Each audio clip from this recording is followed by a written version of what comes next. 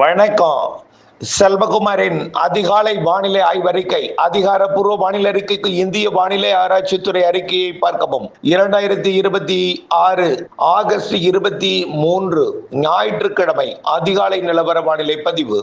நேற்றைக்கு கள்ளக்குறிச்சி, விழுப்புரம் மற்றும் கடலூர் மாவட்டங்கள்ல, குறிப்பாக உளுந்தூர்பேட்டை, அதற்கு தெற்கு புறமோ அப்படியே பார்த்தீங்கன்னா அரியலூர் மாவட்ட எல்லையோரம், கடலூர் மாவட்டம் காட்டுமன்னார் கோயில் இந்த பகுதி மற்றும் சென்னை ஆங்காங்கே மழை பொழிவு கொடுத்தது.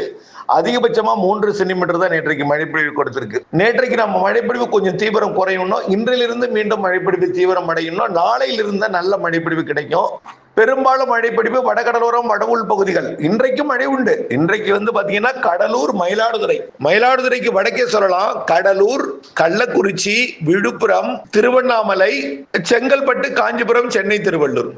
இதுல குறிப்பா இன்னைக்கு மழை பெய்யக்கூடிய இடம் பாத்தீங்கன்னா கடலூர் மற்றும் புதுச்சேரி, விழுப்புரம் இந்த மாவட்டங்களை மையமாக வைத்து கடலோரம் வரும். அதாவது கடலூர் மற்றும் புதுச்சேரியை மையமாக வைத்து சேலம் மாவட்டம் கல்வராயன் மலைப்பகுதியில் தொடங்கி அப்படியே கள்ளக்குறிச்சி, விழுப்புரம், கடலூர் மாவட்டம் மழைப்பொழிவை கொடுப்பதற்கு சாதகம் இருக்கு. இன்றைக்கு மாலை இரவு. நாளை அதாவது 24ஆம் தேதி திங்கட்கிழமை நாளை மதுரை வடக்கு, விருதுநகர், மதுரை வடக்கு மற்றும் விருதுநகர் மாவட்டத்தோட கிழக்கு பகுதி, அருப்புக்கோட்டை, திருச்சி பகுதி, ராமநாதபுரம் உள் பகுதி இங்கே வாய்ப்பு இருக்கு.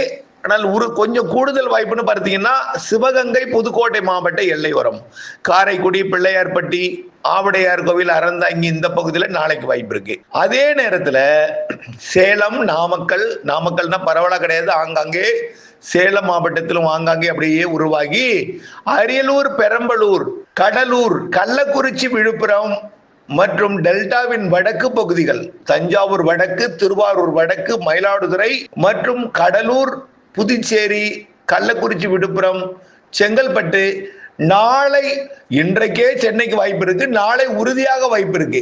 சென்னைக்கு குறைவா கொஞ்சமா ஒரு நனைக்கும் மழையாவது தினசரி இருந்துட்டு இருக்கோம். நேற்றைக்கும் ஓரிரு சென்டிமீட்டர் மழை பொழிவு கொடுத்துச்சு. இன்னைக்கும் ஓரிரு சென்டிமீட்டர் மழை பொழிவுக்கு சற்று கூடுதலான மழை பொழிவே தெரியுது. நாளை திருப்பத்தூர், வேலூர், ராணிப்பேட்டை, திருவண்ணாமலை, கள்ளக்குறிச்சி, விழுப்புரம், புதுச்சேரி, சென்னை, திருவள்ளூர், காஞ்சிபுரம், செங்கல்பட்டு நாளை முன்னிரவு நள்ளிரவுக்குள் வடகடலோரம், வட உள் பகுதிகளுக்கு நல்ல மழைப்பொழிவை கொடுக்கும். ஆக காற்று மறைக்கும் பகுதியோட கிழக்கு பகுதி, அதாவது மதுரை வடக்கு, ராமநாதபுரம் உள்பகுதி, சிவகங்கை, புதுக்கோட்டை, அதற்கு பிறகு டெல்டாவிற்குள் வடக்கு டெல்டாவிற்கு வாய்ப்பு கூடுதலாக தெரிகிறது. அப்படியே திருச்சி, அரியலூர், பெரம்பலூர், பிறகு நாமக்கல் மாவட்டம், சேலம் மாவட்டம், கிருஷ்ணகிரி, தர்மபுரியில் ஆங்காங்கே கொடுத்து கொண்டு கல்வராயன் மலைப்பகுதி கொடுத்து அதற்கு கிழக்கே திருவண்ணாமலை, திருப்பத்தூர், வேலூர், ராணிப்பேட்டை, கள்ளக்குறிச்சி, விழுப்புரம், கடலூர், புதுச்சேரி, சென்னை, திருவள்ளூர், காஞ்சிபுரம், செங்கல்பட்டு இந்த பகுதிக்கு நாளை மாலை வாய்ப்பு இருக்கு. செவ்வாய், புதனும் இப்படியே தான் அதே அளவு மழை இருந்துட்டு இருக்கும். செவ்வாயும் புதனும் 25, 26ஆம் தேதி. இதனிடையே தென்மேற்கு பருவமழையும் 24ஆம் தேதி நாளையிலிருந்து ஒரு 4 நாட்களுக்கு 27ஆம் தேதி வரைக்கும் கொஞ்சம் தீவிரமா இருக்கும். 24, 25, 26, 27 கேரளா மற்றும் கேரளாவோட தெற்கு பகுதி வழியாக தமிழ்நாட்டின் தென் மாவட்ட மேற்கு தொடர்ச்சி மலைப்பகுதி, கன்னியாகுமரி, திருநெல்வேலி, தென்காசி, குறிப்பா குற்றால நீர்வீழ்ச்சிக்கு வரக்கூடிய 3 நாட்கள் நீர்வீழ்ச்சி அதிகமாகவும் குளிப்பதற்கு தடை ஏற்படுத்தும் வகையில அந்த மழைப்பொழிவு இருக்கலாம். 24, 25, 26. ஆனா 24 பெய்யறது 25 தான் குற்றாலத்துக்கு வரும்.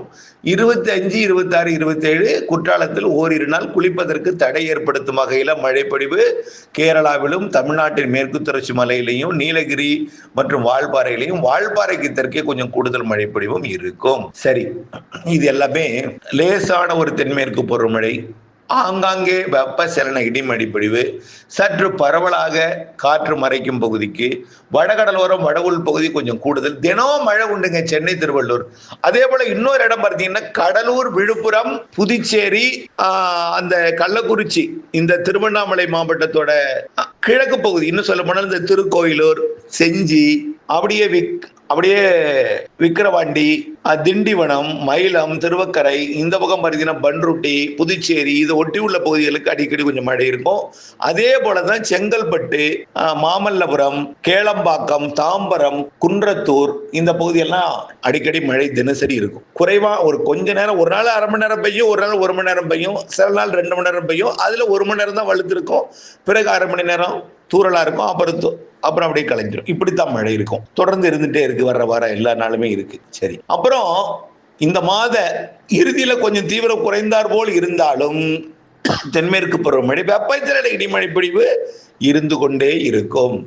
ஆகஸ்ட் இறுதியில கொஞ்சம் வெப்பச்சலன இடிமழை பொழிவு வடகடலோரமும் வட உள்பகுதிகளையும் கொஞ்சம் தீவிரம் காட்டி, செப்டம்பர் 1, 2 இன்னும் கொஞ்சம் தீவிரமாகி, செப்டம்பர் 3 தென்மேற்கு பருவமழையும் தீவிரமடையும்.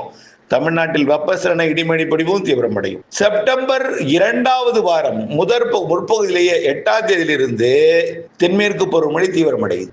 குறிப்பாக இலங்கையோட கொழும்பு, காலி பகுதி, கன்னியாகுமரி, திருநெல்வேலி, தென்காசி மாவட்ட மேற்கு தொடர்ச்சி மலைப்பகுதி, ஒட்டுமொத்த கேரளா, அதிலேயே தெற்கு கேரளாவிற்கும் கன்னியாகுமரி, திருநெல்வேலி, தென்காசிக்கும் கூடுதல், ஒட்டுமொத்த கேரளா, கர்நாடகாவிற்கும் நல்ல மழைப்பொழிவை கொடுக்கும்.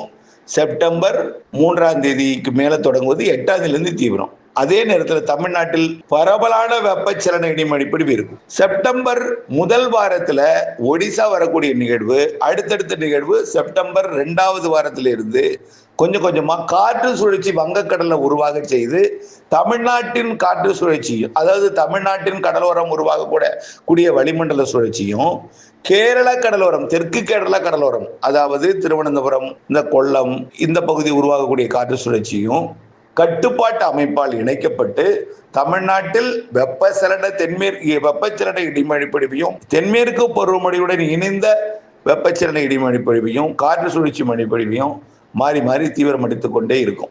செப்டம்பர் 15க்கு மேல ஒரு வலுவான தென்மேற்கு பருவமழைன்னு ஏற்கனவே சொல்லி இருக்கிறோம்.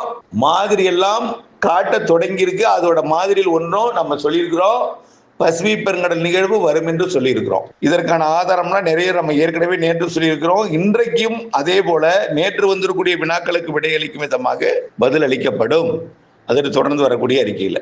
ஆகவே கண்டிப்பாக செப்டம்பர் இறுதி மற்றும் அக்டோபர் முன் 15 தேதி மிக வலுத்திருக்கும். கண்டிப்பா அனைத்து மாதிரிகளும் ஒருமித்த கருத்து தெரிவிக்கக்கூடிய அதிக பருவமழை, அதாவது தென்மேற்கு பருவமழை இறுதிக்கட்ட தீவிரம் என்ன, தெற்கு கேரளா, தமிழ்நாட்டின் பாலக்காட்டு கணவாயிலிருந்து, அதாவது ஒட்டுமொத்த மேற்கு தொடர்ச்சி மலை மற்றும் தெற்கு கேரளா, தமிழ்நாட்டின் தென் மாவட்ட மேற்கு தொடர்ச்சி மலைப்பகுதிகளில் சற்று கூடுதலாகவும், ஒட்டுமொத்த தென் மாவட்டங்களுக்கு கூடுதலாகவும், அப்படியே அனைத்து மாவட்டங்களுக்கும் நல்ல மழைப்பொழிவு இறுதிக்கட்ட தென்மேற்கு பருவமழை தெரிகிறது.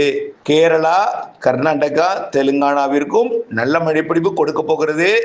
மேட்டூருக்கு வரக்கூடிய நாட்கள்ல மழைப்பொழிவு, அதாவது மேட்டூருக்கு நீர்வரத்து தொடர்ந்து 1 டிஎம்சி வந்து கொண்டிருக்கிற நிலையில 25ஆம் தேதி 90 அடி, அதாவது 50 டிஎம்சி என்கின்ற அதாவது ஒரு 50% மேல் நீர் இருப்பை அடைய இருக்கிறது. அதாவது 50 டிஎம்சி, 94க்கு 50 டிஎம்சி, 120 அடிக்கு 90 அடி எட்ட இருக்கிறது. அதற்கு பிறகு நீர் திறப்பு குறித்த ஆலோசனை செய்து தேவை ஏற்படும் பட்சத்தில், அதாவது நீர் தேவையை பொறுத்து, மேட்டூர் திறப்பை பொறுத்து மேட்டூர் திறப்பு ஆலோசித்து முடிவெடுக்கப்படும் என்று தெரிகிறது. ஆகவே அதற்கு பிறகும் நீர்வரத்து 1 டிஎம்சி இருந்து கொண்டே இருக்கும். நாளொன்றுக்கு 1 டிஎம்சி அல்லது அதற்கு சமமாக, அல்லது 10,000 கனடியிலிருந்து 11,500 கனடி, அதாவது 11,500 கனடி தான் நாளொன்றுக்கு 1 டிஎம்சி. சற்று குறைவாகவோ அல்லது சற்று அதிகமாகவோ 12,000 13,000 டிஎம்சி, 13,000 கனடியாகவோ, அதாவது 1 டிஎம்சி சராசரியா தொடர்ந்து மேட்டூருக்கு கிடைத்து கொண்டே இருக்கும். இப்ப திறக்கப்பட்டாலும் 1 டிஎம்சி, அதாவது 10,000 11,000 கனடி திறக்க 10,000 11,000 கனடி வரத்தும் இருக்கும். இப்பொழுது 23ஆம் தேதியிலிருந்து ஏறக்கூடிய அந்த பருவமழையோட ஏற்றம் என்பது KRSற்கு கொஞ்சம் நீர்வரத்தை கொடுக்கும். செப்டம்பர் மாதம் கூடுதல் நீர்வரத்தை கொடுக்கும். கபினிக்கு கண்டிப்பா இந்த குறைந்திருக்கக்கூடிய தண்ணீரை நிரப்புவதற்கு, அதாவது 19 TMCக்கு 15 குறைஞ்சிருக்கு, ஒரு 4 TMC குறைஞ்சிருக்கு. அந்த 4 TMC நிரப்புவதற்கு வரக்கூடிய நாட்கள் மழைப்பொழிவு சாதகமாக இந்த மாத இறுதி மழைப்பொழிவு இருக்கும் என்று எதிர்பார்க்கப்படுகிறது. அப்படி இருந்ததுன்னா மீண்டும் ஒரு TMC தொடர்ந்து வந்து கொண்டிருப்பதற்கு தான் சாதகம் இருக்கிறது. ஆக பருவமழை பொழிவும் மெல்ல தீவிரமடையும். தமிழ்நாட்டின் வெப்பச்சலன இடிமழை பொழிவும் மெல்ல தீவிரமடை, அதாவது இருந்து கொண்டே இருக்கும், பிறகு தீவிரமடையும். மழை என்பது பெரிய அளவிலே வெப்பத்தை கொடுக்காமல் மழை இருந்து கொண்டே இருக்கும். இறுதி கட்டத்தில் தென்மேற்கு பருவமழை தீவிரமடையும். வடகிழக்கு பருவமழை போலவே தென்மேற்கு பருவமழை இறுதி கட்டத்தில் இருக்கும்னு சொல்லியிருக்கிறோம். கண்டிப்பா வடகிழக்கு பருவமழை மிக அதிகம், அதுவும் அதனை தொடர்ச்சியாக வர இருக்கிறது என்பதையும் தெரியப்படுத்த விரும்புகிறேன். தயவு செய்து குழப்பிக் கொள்ள வேண்டாம்.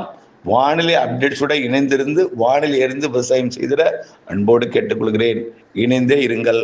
நன்றி. மாலை இரவு இடிமழை பிடிப்பு ஒதுக்கி ஆங்காங்கே இருந்து கொண்டிருக்கும். வரக்கூடிய நாட்கள்லையும் வரக்கூடிய வாரங்கள்லையும் ஒதுக்கி பெய்யும் மழை அறுவடைக்கு இடையூறும் கொடுக்கும். பெய்யும் இடத்துல வலுத்த மழைப்பொழிவாகவும் இருக்கும். நாம் நினைக்கும் பொழுது மழை பொழியாது, அதுவாக சேர்த்து பொழியும். சேர்த்து பொழிவதை சேமித்து பயன்படுத்துவதற்கு நாம் மழை நீரை சேகரிக்க தயாராக இருக்க வேண்டும். இணைந்தே இருங்கள் அப்டேட்ஸுடன். நன்றி.